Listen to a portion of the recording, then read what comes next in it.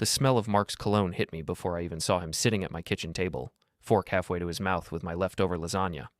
Again. Third time this week, and it was only Wednesday.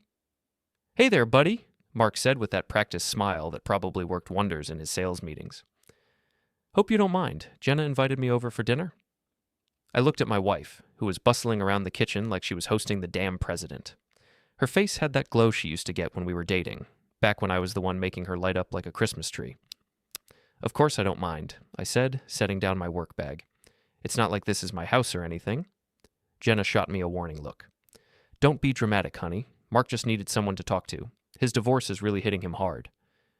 Mark's divorce. Right. The one that had been hitting him hard for the past 6 months, ever since he'd moved back to town and somehow found his way back into my wife's orbit. Funny how a 42-year-old man suddenly needed so much emotional support from his college girlfriend. "I really appreciate you both being so understanding," Mark continued, cutting another piece of lasagna. "You know how it is, Dave. Sometimes you just need your closest friends around." Closest friends. That's what we were calling it now. I grabbed a beer from the fridge and watched Mark make himself comfortable in my chair, at my table, eating my food. Jenna hovered nearby, refilling his water glass before he even asked. The whole scene felt like some twisted dinner theater where I was the only one who didn't know my lines. "So how was work today, honey?" Jenna asked me, but her eyes kept drifting back to Mark. "Oh, the usual. Built some cabinets, installed some trim, tried not to think about who might be eating my dinner while I was gone." "Dave?" Jenna's voice carried that edge that meant I was pushing it. "What? I'm just saying it's nice to come home to company." Mark laughed, completely missing the tension. Or maybe not missing it at all. "Jenna's been such a lifesaver, man. I don't know what I'd do without her. She's always been the most caring person I know." The most caring person he knows. Right there at my dinner table, he was talking about my wife like she belonged to him. And Jenna just smiled and touched his shoulder. That's when something cold settled in my chest. Not anger exactly, something calmer, more calculating. After Mark finally left around 10:30, I found Jenna loading the dishwasher with unusual enthusiasm. "We need to talk," I said. She didn't look up from the plates. "If this is about Mark again, I really don't want to hear it." "Why is your ex-boyfriend here 3 nights a week?" "He's not my ex-boyfriend. He's my friend, my oldest friend, and he's going through a hard time." "He's your ex-boyfriend who you dated for 2 years in college, who you almost married, and who you haven't seen in 15 years until 6 months ago." Jenna slammed a plate into the dishwasher harder than necessary. "That was a long time ago, Dave. We're different people now." "Are you?" She turned around, and I could see the defiance building in her eyes. "What's that supposed to mean?" "It means I'm uncomfortable with how much time you're spending with him. It means I don't like him eating dinner at our table 3 times a week. It means I think you're crossing lines." "Lines?" Jenna's voice pitched higher. "What lines? We're friends, Dave. Just friends. I'm sorry if you're too insecure to handle that." There it was, the word that was supposed to shut me up, make me back down, make me the unreasonable one. "This isn't about insecurity, Jenna. This is about respect." She crossed her arms and gave me that look I'd been seeing more and more lately, the one that said I was being ridiculous, that I was the problem. "You knew my ex would always be around when you married me," she said, her voice cold and matter-of-fact. "He's the closest person to me. Deal with it." The kitchen went quiet, except for the hum of the refrigerator. She said it like it was settled, like I was supposed to just accept that my wife's ex-boyfriend was the closest person to her. Not me, not her husband of 8 years. Mark. I looked at her standing there, arms crossed, chin raised, waiting for me to back down like I always did, waiting for me to apologize for being unreasonable. Instead, I smiled. "Okay," I said calmly. "I'll deal with it." The confidence flickered in her eyes for just a second. "Good. I'm glad we understand each other." "Oh, we understand each other perfectly." She looked like she wanted to say something else, but I was already heading upstairs. Behind me, I heard her finish loading the dishwasher with sharp, angry movements. As I got ready for bed, I thought about Emma and Sophie. Jenna's friends who were always around, always texting, always wanting to grab coffee or go shopping or have girls' nights, always competing for Jenna's attention like she was some kind of prize. Emma, with her long red hair and those green eyes that always seemed to linger on me a little too long when she thought Jenna wasn't looking. Sophie, blonde and bubbly, who laughed at all my jokes and always found excuses to touch my arm when we talked. Jenna kept them around because she liked having admirers. She liked being the center of attention, the queen bee with her loyal followers. If Jenna could keep her ex around, if Mark could be the closest person to her, then maybe it was time I got a little closer to the people in Jenna's orbit. After all, she'd told me to deal with it, and I was a man who always kept his word. Monday morning, I was installing crown molding in a client's living room when my phone buzzed. "Hey, Dave! Want to grab coffee this afternoon? I could use some company that doesn't involve drama for once." Emma. I stared at the message for a long moment. Emma had never texted me directly before. All our conversations happened in group settings, usually with Jenna orchestrating everything like a social conductor. Sure. What time and where? How about grind coffee at 3? The one on Maple Street? See you there. I finished the molding job early and headed home to shower and change. Jenna was at work, probably texting Mark about whatever crisis he was manufacturing today. The house felt different without her constant phone notifications pinging in the background. Grind Coffee was one of those local places that tried too hard to be trendy, with exposed brick walls and baristas who looked like they'd rather be anywhere else. Emma was already there when I arrived, sitting in a corner booth with 2 steaming mugs in front of her. "I ordered you a black coffee," she said as I slid into the seat across from her. "Figured you weren't the type for fancy drinks with 17 syllables in the name." "Good call." I took a sip. It was actually decent coffee, not the burnt swill I was expecting. Emma looked different without Jenna around, more relaxed, less performative. Her red hair was pulled back in a simple ponytail, and she wasn't wearing the carefully applied makeup she usually had when the girls got together. "Thanks for meeting me," she said. "I hope it's not weird, texting you directly." "Not weird at all. What's going on?" She wrapped her hands around her mug and stared into it like she was reading tea leaves. "I needed to talk to someone who isn't completely wrapped up in all the drama." "What drama?" Emma laughed, but there wasn't much humor in it. "Come on, Dave. We all see what's happening. Mark's practically moved into your house, and Jenna's acting like she's 22 again." I kept my expression neutral. "They're just friends." "Right, and I'm just friends with Ryan Gosling." She looked up at me, those green eyes sharp and knowing. "I've been Jenna's friend for 5 years, Dave. I know when she's got feelings for someone." "Why are you telling me this?" Emma was quiet for a moment, then leaned forward. "Because you're too good for her, you know that?" The words hung in the air between us. I could have deflected, made a joke, changed the subject. Instead, I held her gaze.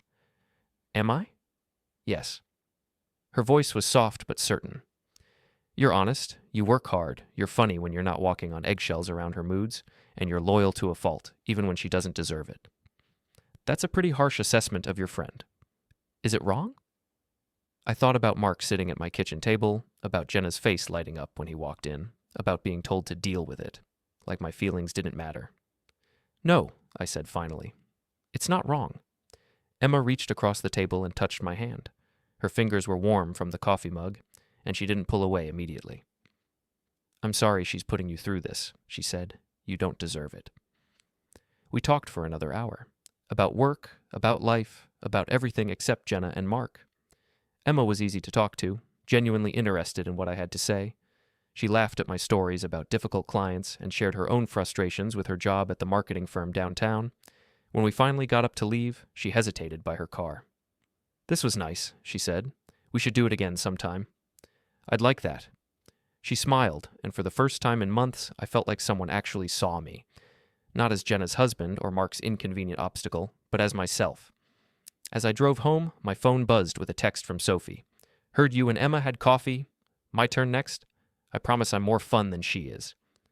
I stared at the message, then looked up at the house where my wife was probably inside, texting with the closest person to her. "How about Wednesday? Same place, same time? Can't wait." I sat in my truck for a moment before going inside. Through the kitchen window, I could see Jenna moving around, probably making dinner. For a second, I felt a pang of guilt. Then I remembered Mark's cologne in my kitchen and her words, "Deal with it." Yeah, I was dealing with it. Wednesday afternoon, Sophie was already bouncing in her seat when I arrived at Grind Coffee. Where Emma had been thoughtful and measured, Sophie was pure energy, blonde hair catching the light as she gestured animatedly while talking. "I can't believe Emma beat me to this," she said as I sat down. "I've been wanting to talk to you forever, but she's always so competitive about everything." "Competitive?" "Oh, you have no idea. Emma acts all cool and collected, but she hates when anyone else gets attention, especially from Jenna." Sophie stirred her latte with unnecessary vigor. "We're all supposed to orbit around Queen Jenna, but God forbid one of us actually connects with someone else." This was interesting. "Is that what this is? Connecting with someone else?" Sophie's cheeks flushed pink. Maybe. Is that okay? More than okay. She beamed at that, and I could see why Jenna kept her around. Sophie had this infectious enthusiasm that made you feel like you were the most interesting person in the room. But unlike with Jenna, this didn't feel calculated. It felt genuine. Can I tell you something? Sophie leaned forward conspiratorially. I never liked Mark. Even back when Jenna first started talking about him moving back to town, something about the whole situation felt off. Off how? Like, who reaches out to their college ex after 15 years of no contact? And what kind of guy immediately starts hanging around her house when he knows she's married? Sophie shook her head. If I were going through a divorce, the last thing I'd want is to complicate someone else's marriage. Maybe he doesn't see it as complicated. Oh, he sees it. He just doesn't care. Sophie's voice hardened. I was there last month when Jenna showed us the texts he'd been sending her. Thanks for being there for me, beautiful. You always knew how to make me feel better. I forgot how good we were together. My coffee suddenly tasted like ash. She showed you those texts? She was bragging about them, Dave, like it was some kind of trophy that her ex still wanted her. Sophie reached across the table and grabbed my hand. I'm sorry. I probably shouldn't have told you that. No, I'm glad you did. We sat in silence for a moment. Sophie's hand was still on mine, and I didn't pull away. Her touch was different from Emma's. More impulsive, less calculated. You know what the worst part is, Sophie said finally. She treats us like accessories, like we're just there to make her feel important and desired. Emma and I have been competing for scraps of her attention for years, and for what? So we can watch her throw away a good marriage for some fantasy about her college boyfriend? Why do you stay friends with her? Sophie was quiet for a long moment. Honestly, I don't know anymore. Habit, I guess. Fear of being left out. But lately, she looked up at me. Lately, I've been thinking maybe there are better ways to spend my time. Like what? Like getting to know the people Jenna takes for granted. The implication hung in the air between us. I should have shut it down, should have made some excuse about needing to get home. Instead, I turned my hand palm up and squeezed her fingers. I'd like that, I said. Sophie's smile was radiant. Really? Really. We talked for another 2 hours. Sophie was different from Emma. Where Emma was thoughtful and observant, Sophie was spontaneous and emotional. She told me about her job at the veterinary clinic, about her family, about her dreams of traveling somewhere exotic. I've never been anywhere, she confessed. Jenna's always talking about the trips she wants to take with Mark. I mean, the trips she wants to take in general, but I've never even been out of the state. Where would you go if you could go anywhere? Ireland. I know it's cliché for someone with my coloring, but I've always dreamed of seeing those green hills and old castles. That's not cliché. That's romantic. She blushed again. Jenna always says I'm too much of a dreamer. Maybe Jenna doesn't appreciate dreamers. When we finally left the coffee shop, Sophie surprised me by standing on her tiptoes and kissing my cheek. Thank you, she said softly, for listening, for seeing me. I watched her drive away, then sat in my truck for a few minutes before heading home. My phone had 3 missed calls from Jenna and a string of increasingly frantic texts. Where are you? Mark's coming for dinner and I need you to pick up wine, Dave. Seriously, where are you? This is important. Call me back.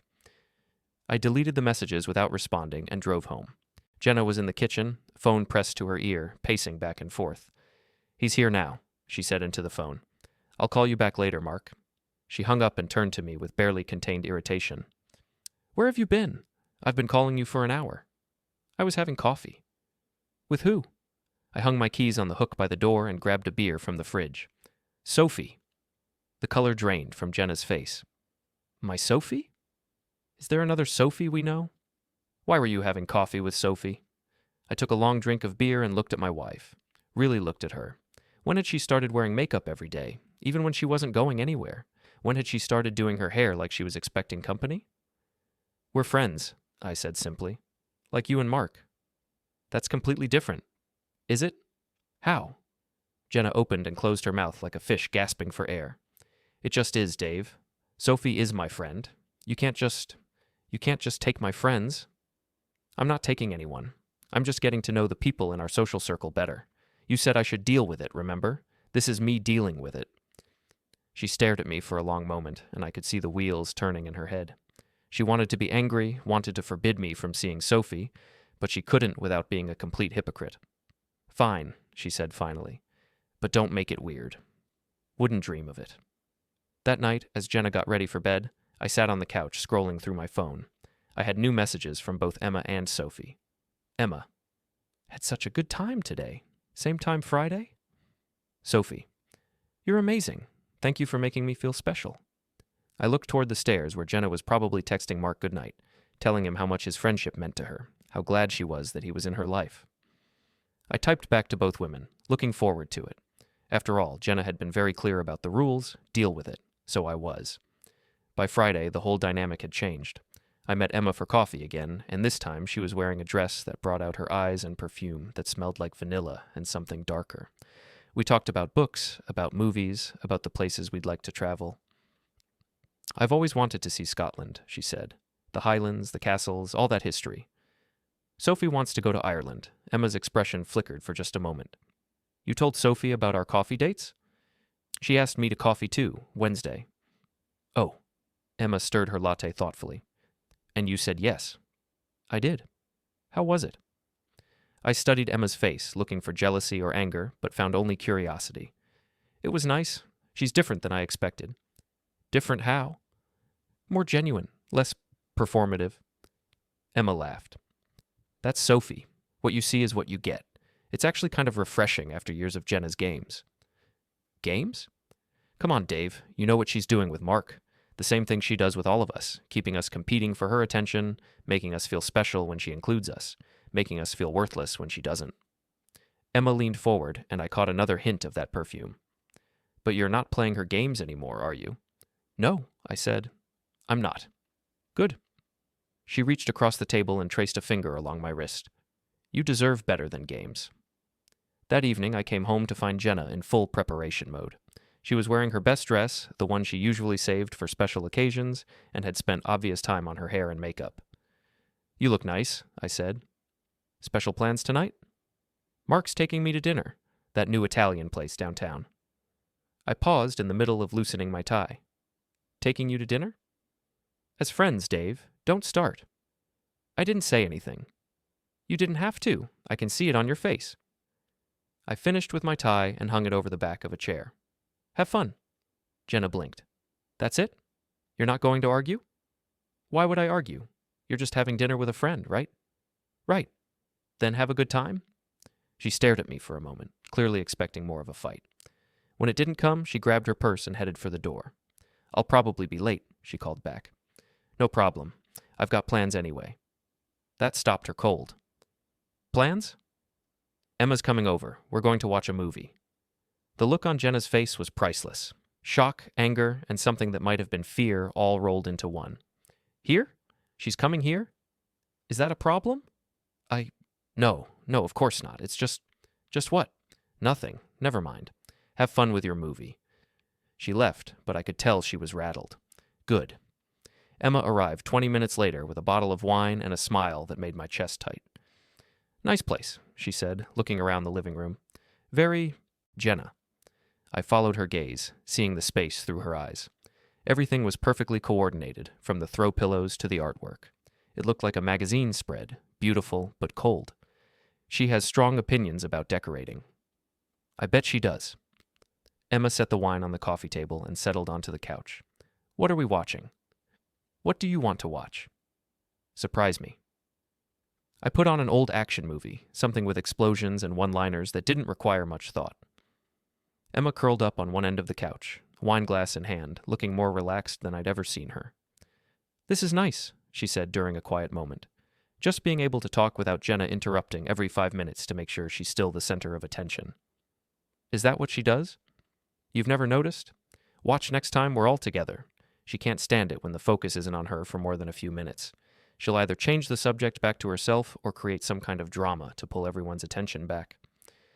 I thought about all the group gatherings we'd had over the years and realized Emma was right. Jenna was always performing, always making sure she was the star of the show. Why do you and Sophie put up with it? Emma was quiet for a moment. Honestly, because we didn't think we had a choice. Jenna's the type of person who makes you feel lucky to be her friend, like you should be grateful for her attention. And now? She turned to look at me, and there was something intense in her green eyes. Now I'm starting to think there might be better ways to spend my time. The movie played in the background, but neither of us was watching it anymore. Emma had moved closer on the couch, close enough that I could smell her perfume, could see the flecks of gold in her eyes. "Dave," she said softly. "Yeah? I'm glad you decided to deal with it." Before I could respond, she leaned in and kissed me. Not on the cheek like Sophie had done, but a real kiss, soft and warm and full of promise. When we broke apart, I should have felt guilty, should have pulled away, made excuses, sent her home. Instead, I pulled her closer. "Emma, I know," she whispered against my lips. "I know what this means." We kissed again, deeper this time, and I felt something I hadn't felt in years. Wanted, desired, chosen. When Emma finally left around 11, my phone was buzzing with texts from Jenna. Dinner ran late, staying at Mark's to talk.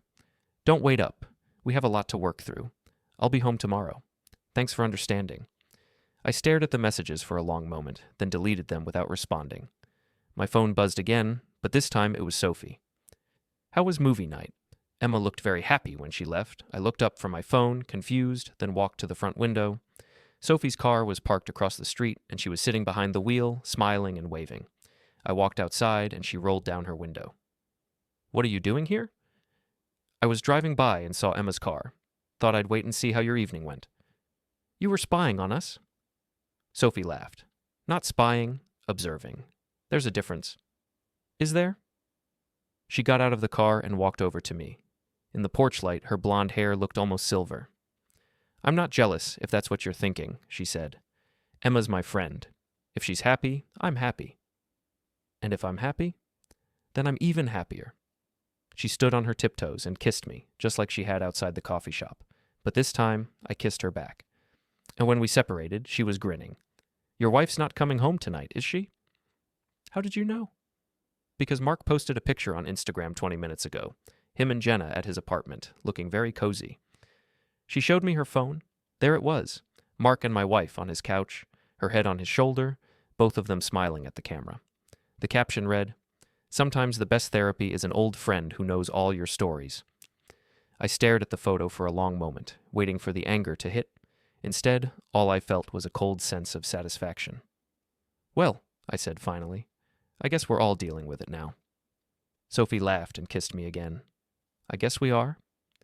Saturday morning, Jenna came home around 10 with coffee and pastries from the expensive bakery downtown. She was trying too hard to act normal, bustling around the kitchen like nothing had happened. "I brought your favorite," she said, setting a blueberry muffin in front of me. "The ones with the streusel topping." "Thanks." She sat down across from me with her own coffee, watching my face carefully. "You're not angry?" "Should I be?" "No, I thought you might be upset about last night." I took a bite of the muffin. It was good, but it tasted like guilt. "Why would I be upset? You were just talking with a friend, right?" "Right, exactly." She looked relieved. "Mark's going through such a hard time with the divorce. He really needed someone to listen." "I'm sure he did." We sat in silence for a few minutes. Jenna kept glancing at me like she was waiting for something, but I just ate my muffin and read the news on my phone. "So what did you and Emma watch?" she asked finally. "Some action movie. I don't remember the name." "Was it nice? Having her over?" I looked up from my phone. "Very nice. She's good company." Something flickered across Jenna's face. "She is? Emma's always been attentive." "Is that what you call it?" "What do you mean?" "Nothing. Just wondering how you describe your friends." Jenna's phone buzzed, and she immediately grabbed it. Her face lit up as she read the message. "Mark wants to go for brunch," she said. "Do you mind?" "Not at all. I've got plans anyway." "With Emma again?" "With Sophie this time." The coffee mug froze halfway to Jenna's lips. "Sophie?" "We're going to the farmer's market. She wants to pick up some flowers for her apartment." "Since when do you go to farmer's markets?" I shrugged.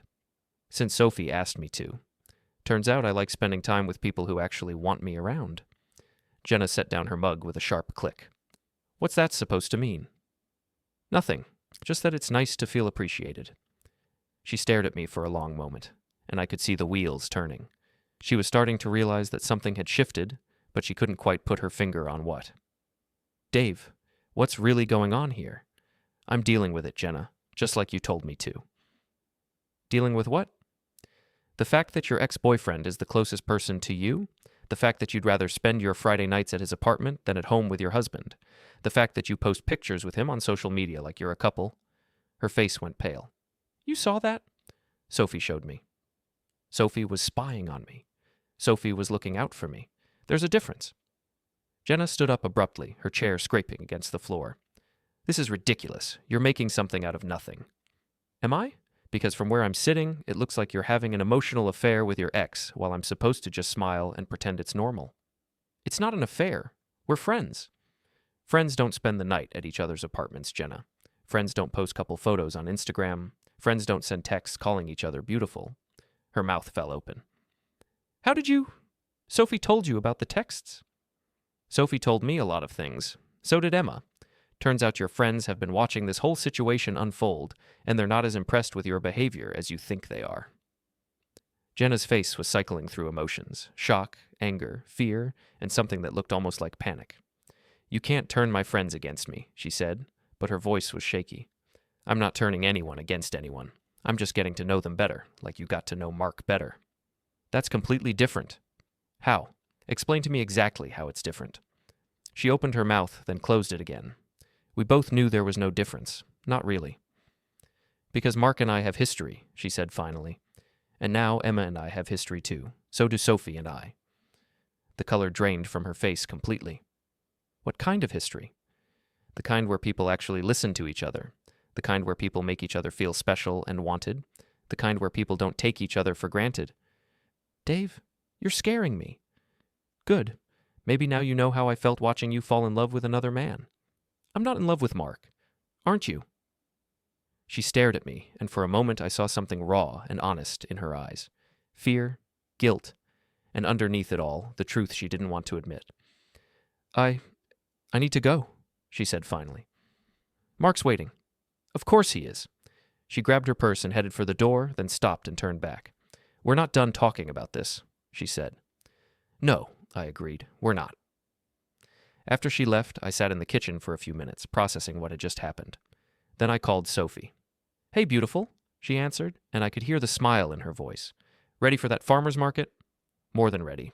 Pick me up in 20? See you then. As I got ready to leave, my phone buzzed with a text from Emma. Heard you had an interesting morning. Want to grab dinner tonight? Just the three of us? I stared at the message. The three of us, Emma, Sophie, and me. Sounds perfect. I was definitely dealing with it now. The farmer's market with Sophie was everything my morning with Jenna hadn't been. Sophie was genuinely excited about the flowers, the fresh vegetables, the handmade crafts. She held my hand as we walked between the stalls, and several people we knew from around town noticed. Dave? Mrs. Patterson from the hardware store waved us over. I haven't seen you in ages. And Sophie, don't you look lovely today? Thank you, Mrs. Patterson. Dave's been showing me all the best vendors. Mrs. Patterson beamed at us. It's so nice to see young people taking time to appreciate the simple things. Where's Jenna today?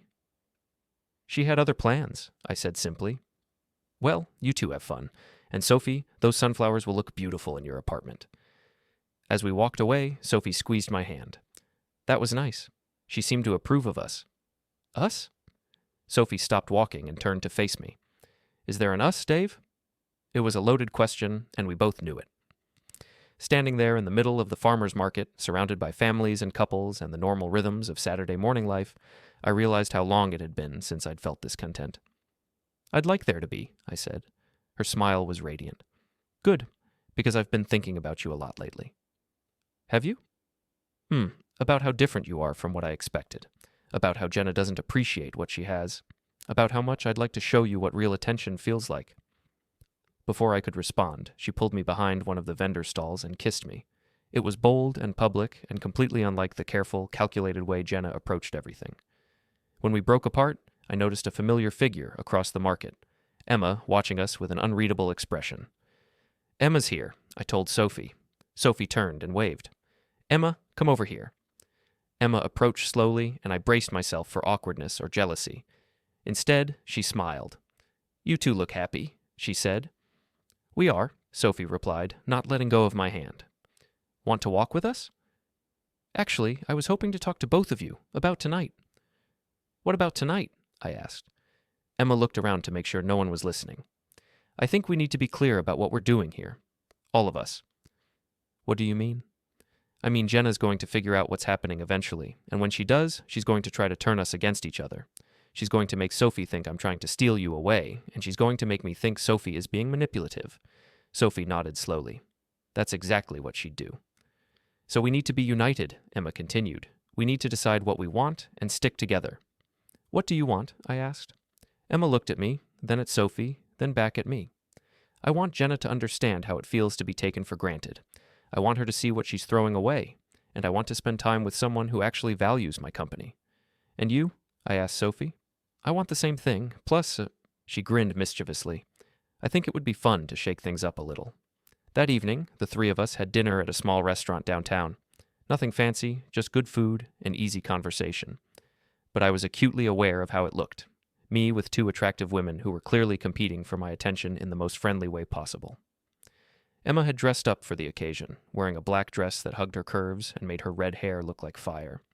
Sophie had gone for something more playful, a sundress that showed off her legs and made her look younger than her 31 years. So what's the plan? Sophie asked as we shared an appetizer. Plan? I asked. For Jenna. She's going to lose her mind when she finds out about this. Emma smiled. She's already losing her mind. I got 3 texts from her this afternoon asking where I was and why I wasn't answering my phone. What did you tell her? Nothing. I figured she could wonder for once. She called me too, Sophie added. Wanted to know if I was okay because apparently I seemed different lately. Different how? Happier, she said. More confident, like that was a bad thing. We talked through dinner about Jenna, about Mark, about the whole twisted situation we'd found ourselves in. But mostly we talked about other things. Books, movies, travel, dreams for the future. I realized I was having more genuine conversation in one evening than I'd had with Jenna in months. As we were leaving the restaurant, Emma linked her arm through mine on one side while Sophie took the other. Walk us to our cars? Emma asked. Of course. The parking lot was dimly lit, and I was suddenly very aware of both women pressed close to me. Emma's perfume, Sophie's warmth, the way they both looked up at me like I was someone worth looking at.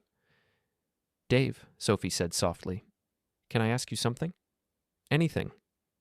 Do you think Jenna loves Mark? I considered the question seriously. I think she loves the idea of Mark, the fantasy of what might have been, the excitement of feeling wanted by someone new. But not the real Mark. I don't think she knows the real Mark, just like she doesn't really know the real me anymore. Emma squeezed my arm. We know the real you. Do you? We're getting to, Sophie said, and we like what we see. They kissed me goodnight at their cars. First Emma, soft and lingering, then Sophie, playful and warm. I watched them drive away, then sat in my truck for a few minutes before heading home. The house was dark when I got back, but Jenna's car was in the driveway. I found her in the living room, still dressed from her day with Mark, staring at her phone. How was brunch? I asked. She looked up, and her eyes were red-rimmed. Fine. How was your day? Great. The farmer's market was fun, and dinner was even better. Dinner? With Emma and Sophie. We went to that little place on 3rd Street. Jenna's face went through several expressions at once. All 3 of you? Together? Is that a problem? No. No, of course not. It's just what? They're my friends, Dave. And I'm your husband. But that doesn't seem to stop you from sharing your time with other people. She flinched like I'd slapped her. That's not the same thing, isn't it? We stared at each other across the living room, and I could see the moment she realized she was losing control of the narrative. Her friends were choosing me over her drama. Her husband was no longer playing the role of understanding doormat. Her carefully constructed world was starting to crumble. We need to talk, she said. Yes, I agreed. We do. But not tonight. Tonight I was still basking in the glow of being wanted, of being chosen, of being the center of someone's attention for once. Tomorrow, I said. We'll talk tomorrow. As I headed upstairs, I could hear her calling Mark. Her voice was shaky, desperate. Something's happening, she said. I think I'm losing him. Good, I thought. Now you know how it feels. Sunday morning brought a reckoning. I woke up to find Jenna already dressed and pacing the bedroom, her phone clutched in her hand like a lifeline. We need to talk, now, she said the moment she saw I was awake. I sat up and rubbed my eyes. Good morning to you, too. Don't act like this is normal. What's not normal about it? You know exactly what I'm talking about. Emma and Sophie. I got out of bed and started getting dressed. What about them? You're sleeping with them. I paused with my shirt halfway on. Am I? Are you? Would it matter if I was? Jenna's face crumpled. Of course it would matter. You're my husband. And you're my wife. But that didn't stop you from spending Friday night at another man's apartment. That's different. I finished putting on my shirt and turned to face her. How? Explain to me exactly how it's different. Because Mark and I haven't what? Kissed? Held hands? Shared a bed? The guilty look that flashed across her face told me everything I needed to know. Jesus, Jenna. It's not what you think. What I think is that you've been having an affair with your ex-boyfriend while telling me I'm crazy for being uncomfortable with it. It's not an affair. We kissed. Once, maybe twice. But it didn't mean anything. The casual way she said it, like kissing another man was just a minor detail, made something cold and hard settle in my chest. Didn't mean anything, I repeated. It was just nostalgia, old feelings. It doesn't change how I feel about you. How do you feel about me, Jenna? She opened her mouth, then closed it again. We both realized she couldn't answer the question. I love you, she said finally, but it sounded hollow. Do you? Or do you love having me here as backup while you explore your options? I would never. You already did. My phone buzzed with a text message. Emma. Good morning, handsome. Coffee later? I showed Jenna the message. See this? This is what it looks like when someone actually wants to spend time with me.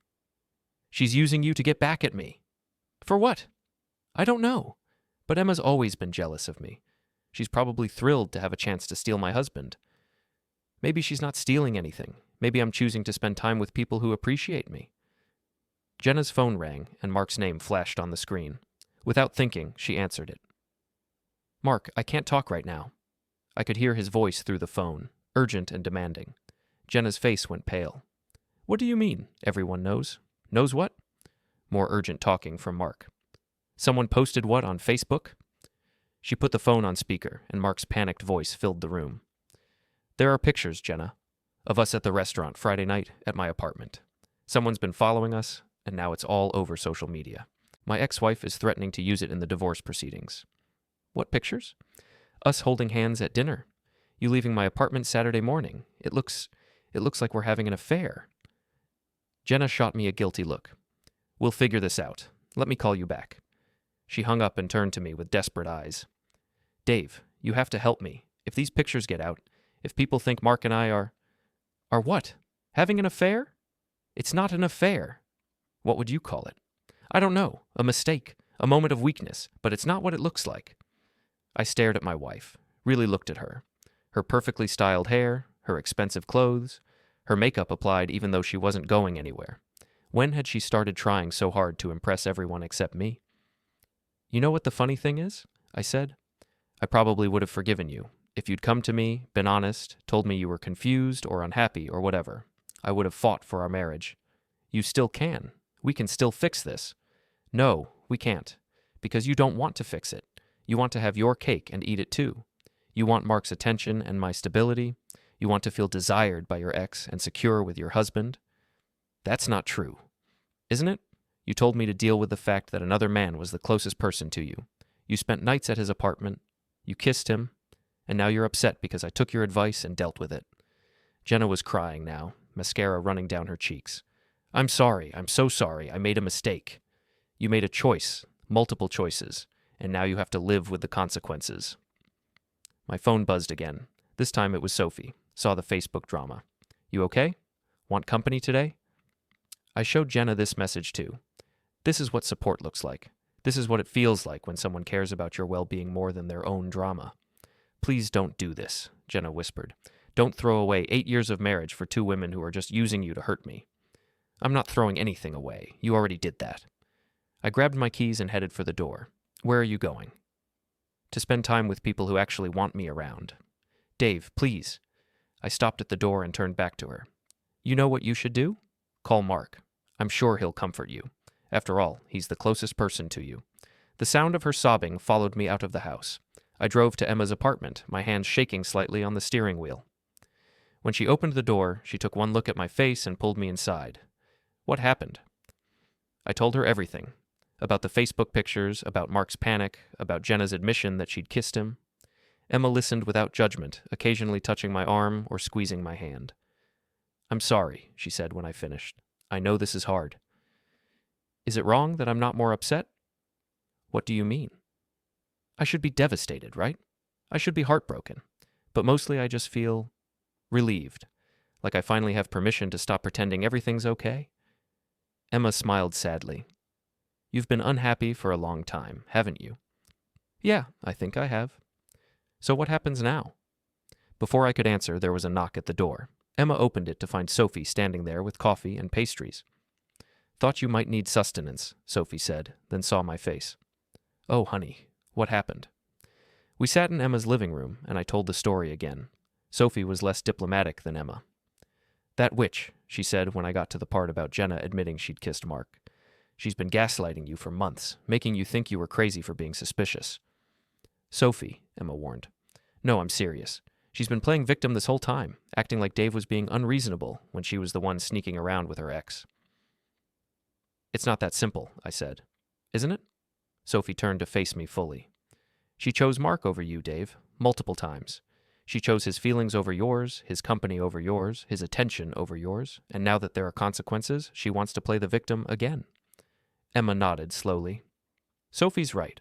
Jenna's been manipulating the situation from the beginning, making you feel guilty for having normal, reasonable concerns about her relationship with her ex." "So what do I do now?" "What do you want to do?" Emma asked. I thought about it seriously. What did I want? I want to stop walking on eggshells around my own wife. I want to stop pretending it's normal for her to prioritize another man's feelings over mine. I want to feel wanted and appreciated and valued. "And do you feel those things with us?" Sophie asked softly. I looked at both of them, Emma with her intelligent green eyes and quiet strength, Sophie with her bright smile and infectious warmth. Two women who had chosen to spend their time with me, who listened when I talked, who made me feel like I mattered. "Yeah," I said. "I do." Sophie grinned and leaned over to kiss my cheek. "Good, because we're not going anywhere." Emma smiled and took my hand. "We're in this together now. All of us."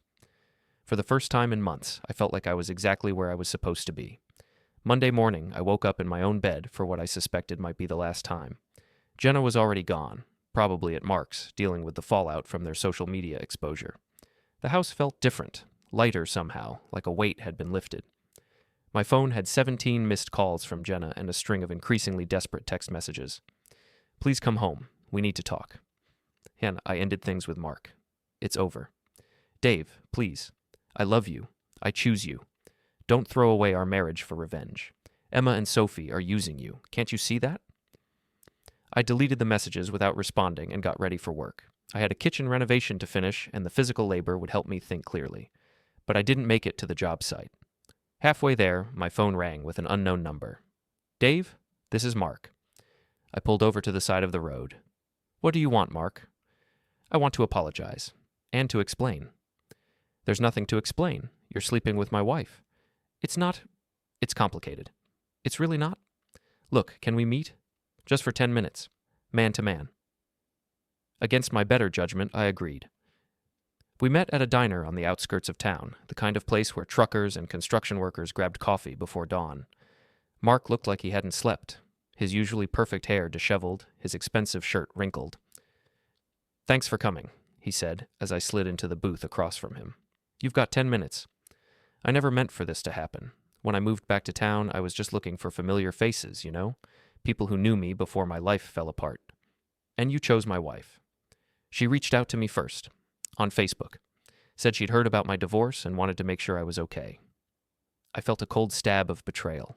Jenna had made it sound like Mark had pursued her, not the other way around. "Go on." "At first, it really was just friendship. Someone to talk to who understood what I was going through. But then what?" Mark ran his hands through his hair.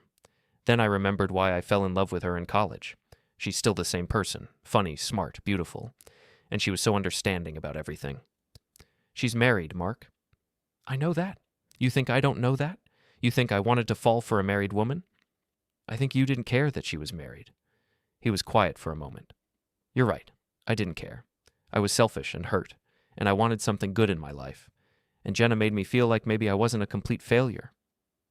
So you decided to wreck my marriage to make yourself feel better. That's not how I saw it. How did you see it? Mark looked out the window at the parking lot, avoiding my eyes.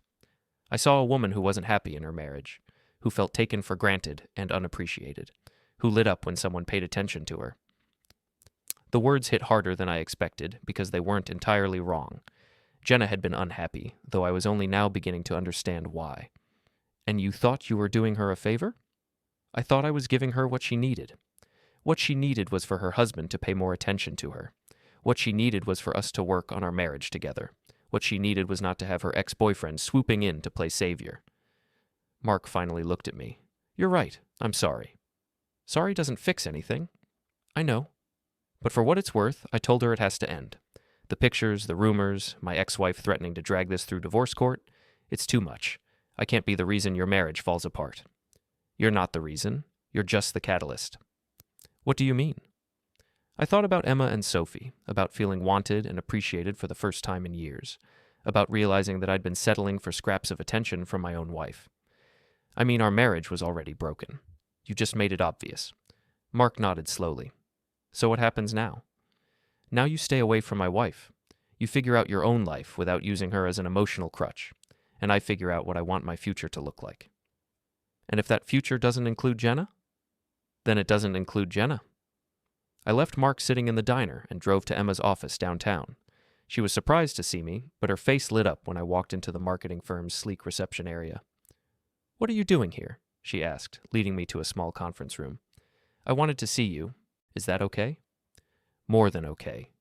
She closed the door and turned to face me. How are you holding up? Better than I expected. I talked to Mark this morning. And I realized something. I'm not angry anymore. I'm not hurt. I'm just done. Emma studied my face. Done with what? Done pretending my marriage is something it's not. Done accepting scraps of attention from someone who's supposed to love me. Done settling for less than I deserve. What do you deserve, Dave? I looked at her. Really looked at her. Emma, who had listened to my problems without judgment, who had made me feel interesting and valued and desired, who had chosen to spend her time with me when she could have been anywhere else. I deserve someone who chooses me, I said. Someone who makes me feel like I matter. Someone who doesn't keep me around as backup while they explore other options. Emma stepped closer. You do matter. You matter to me. And you matter to me. She reached up and touched my face, and I leaned into her palm. What are you going to do? I'm going to file for divorce. I'm going to start over. And I'm going to see where this goes with you and Sophie. Both of us. If you're both interested. I know it's unconventional, but nothing about this situation has been conventional. Emma smiled. Sophie's going to be thrilled. She's been half in love with you since that first coffee date. And you? I'm more than half in love with you. I have been for a while. I kissed her then, right there in the conference room of her office, and it felt like coming home. That evening, the three of us met at Sophie's apartment to talk about the future.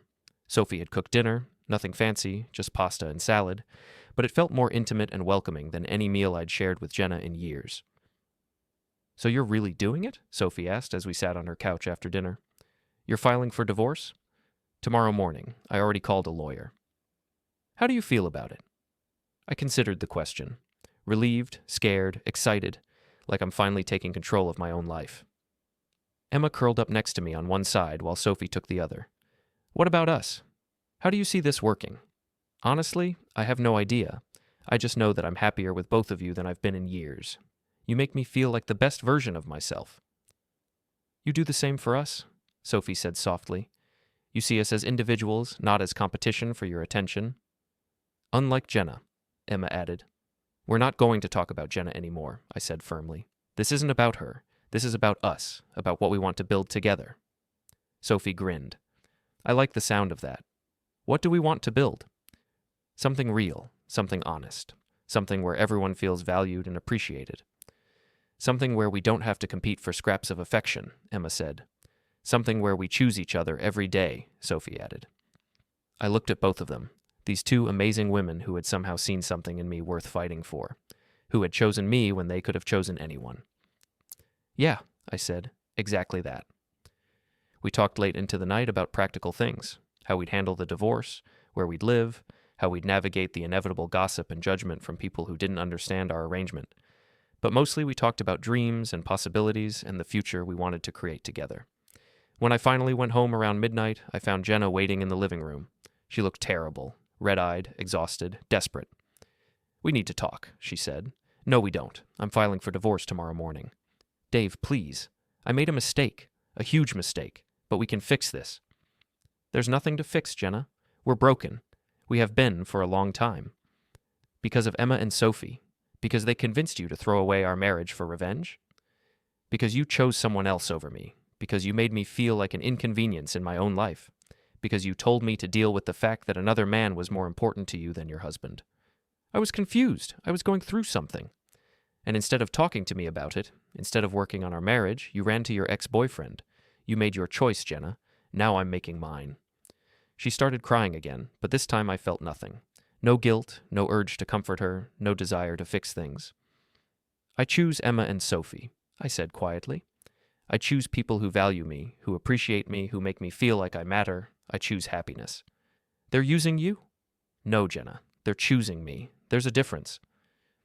I walked upstairs to pack a bag, leaving her sobbing in the living room. Tomorrow I'd file for divorce. Tomorrow I'd start the next chapter of my life.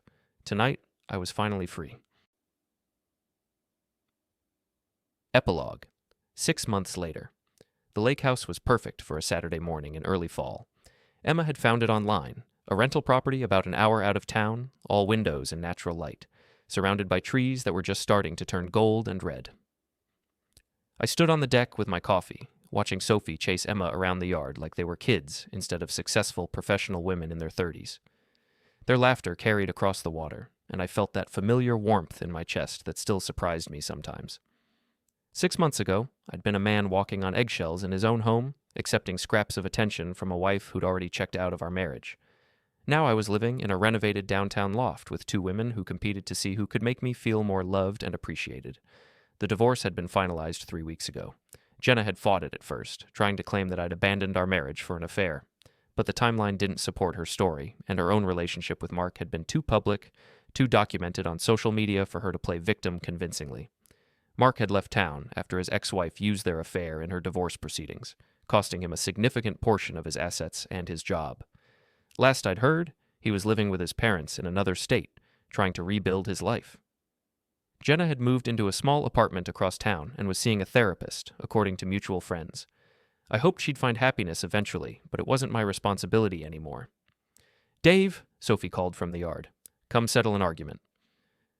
I walked down to where she and Emma were standing by the lakeshore, both of them flushed and breathless from their impromptu chase. "What's the argument?" "Emma thinks we should get a dog," Sophie said. "I think we should get 2 dogs."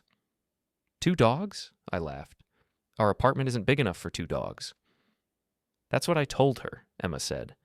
But Sophie has her heart set on a golden retriever and a beagle. "They'd be friends," Sophie protested. "Like us." I pulled both of them close, one arm around each waist. "How about we start with 1 dog and see how it goes?" "Fine," Sophie pouted dramatically. "But I get to pick the breed." "Deal." Emma kissed my cheek. "You're very diplomatic for someone who's never owned a dog." "I'm learning to navigate competing interests," I said. "It's a useful skill in my current living situation." "Are we competing interests?" Sophie asked with mock innocence. "You're complementary interests. Emma keeps me grounded, Sophie keeps me laughing." "And what do you keep us?" Emma asked. I thought about it seriously. "Happy, I hope, appreciated, loved." "Definitely loved," Sophie said, standing on her tiptoes to kiss me. "Very loved," Emma agreed, joining the kiss. We stood there by the lake, the 3 of us tangled together in the morning sun, and I marveled at how different my life had become, how much better. My phone buzzed with a text message, but for once I didn't check it immediately. Whatever it was could wait. This moment, this perfect, impossible, wonderful moment, was more important than anything else in the world. 6 months ago, my wife had told me to deal with the fact that her ex-boyfriend was the closest person to her. She'd expected me to accept it, to settle for less than I deserved, to be grateful for whatever scraps of attention she was willing to give me. Instead, I'd learned what it felt like to be someone's first choice, to be valued and appreciated and loved without reservation, to be happy. I'd dealt with it all right. I dealt with it by choosing myself, by choosing better, by choosing love. and I'd never been happier with any decision in my life.